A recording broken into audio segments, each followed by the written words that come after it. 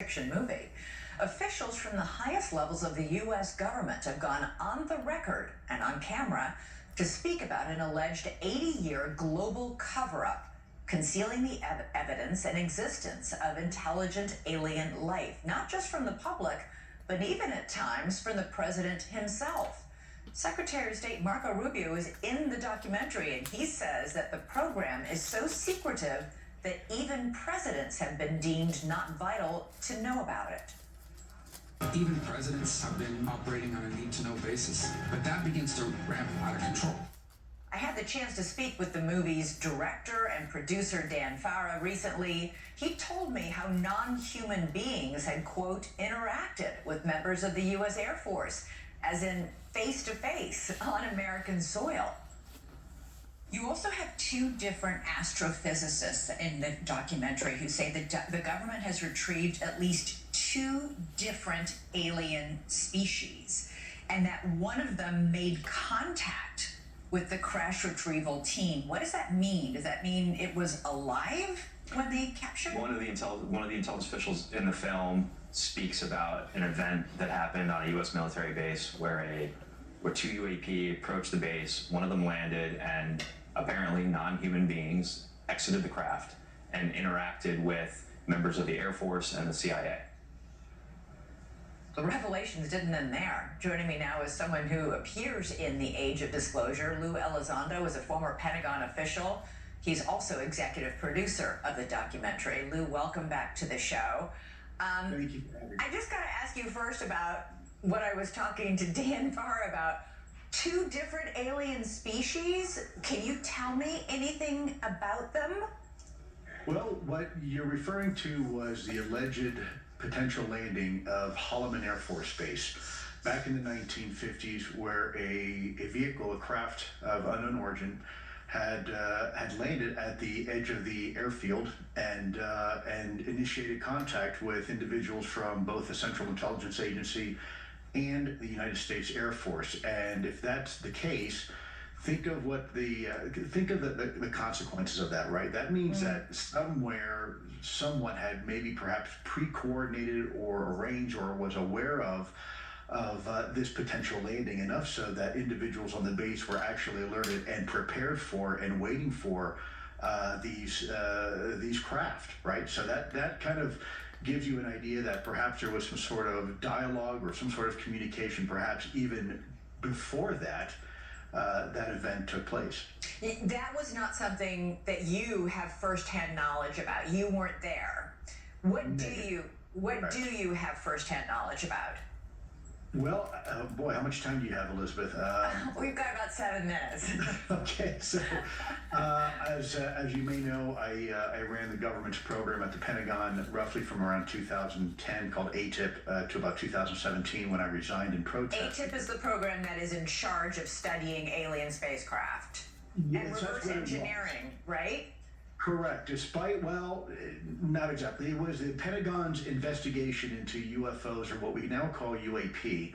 And it was replaced later by an organization that was called the UAP Task Force, which, by the way, one of those individuals, the leader of that, was also in our documentary. He's also an executive producer, Jay Stratton. And then later on, Arrow replaced that organization.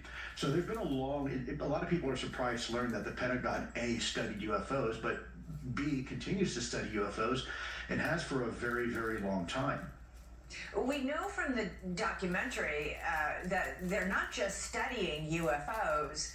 You say we're trying to reverse engineer from the spacecraft that we have found, use that technology, and that we're in a secret sort of arms race with Russia and China, who both also have alien spaceships. The documentary reports that the Soviets found a big one back in 1989. Do we know when the Chinese found one, and how do we know that anyway?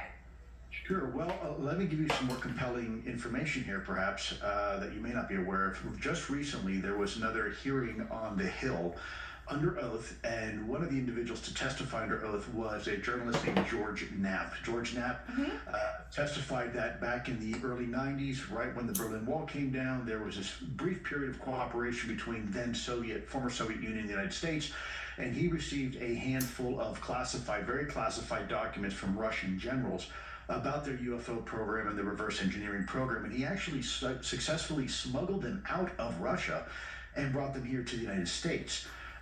So there's a lot of information suggesting that both Russia and other adversaries had their own UAP program. And in fact, China has already admitted it publicly in a newspaper that they have their own UFO program and have been petitioning the United Nations in order to help lead a worldwide investigation. Now, I'm not sure I'm comfortable with China necessarily doing that, but it shows the level of eagerness that some of our adversaries are displaying towards this topic of UAP. Remember, this is a topic that for a long time was really fraught with stigma and taboo. And I think only now we're beginning to get to the point where within the American psyche, we can actually have a serious conversation and not think about, little green men or Elvis on the mothership or tinfoil hats. We know that from the documentary that at least two different U.S. American administrations seriously considered going public with the information that we have recovered alien spacecraft, according to the documentary. It was the George Bush II administration. This was right after 9/11, and the first President Trump administration. Both administrations, after studying this very carefully, decided against it because they felt like the public couldn't handle it. The world couldn't handle this yet. Well, I can't speak on behalf. Let me, if I can, just real quick, just to correct the record. I can't verify that Trump himself was briefed, and certainly I wouldn't feel comfortable. But we have you report Steve Mnuchin was briefed, the then Treasury Secretary, on what the economic ramifications would be. Absolutely. There were senior individuals in the Trump administration. I just want to be very careful not to put words into people's mouths. But yes, there were very senior people in the Trump administration that were briefed. And I know two people that were actually at the meeting during the George Bush administration back in the 2000s, early 2000s, where they actually sat for a week in a room sequestered by the White House to try to discuss the pros and cons of having a open conversation about UAP with the American people. And they decided we weren't ready for it? I think the consensus was at the end, based upon the individuals we talked to who attended those meetings, they were very eager and excited in the beginning, and by the end of the week, they all had unanimously agreed that there was just too much on the scale weighing against the disclosure at that time. Yeah, the panic, the sort of existential crisis that might arise. I was very struck in the documentary about this whole aspect that many physicists and defense experts in the documentary say it's possible that these alien ships are hiding in our oceans. We've mapped just 27% of Earth's oceans. We know more about the surface of the moon and the Mars than we do about our own oceans. It's actually the perfect place to hide. Right, and that's why I don't like to use the word aliens per se, because frankly, at the end of the day, they might come from here. They may be just as natural to Earth as we are, right? They're just, some sort of hidden species. We're always discovering new species, especially in the depths of our oceans.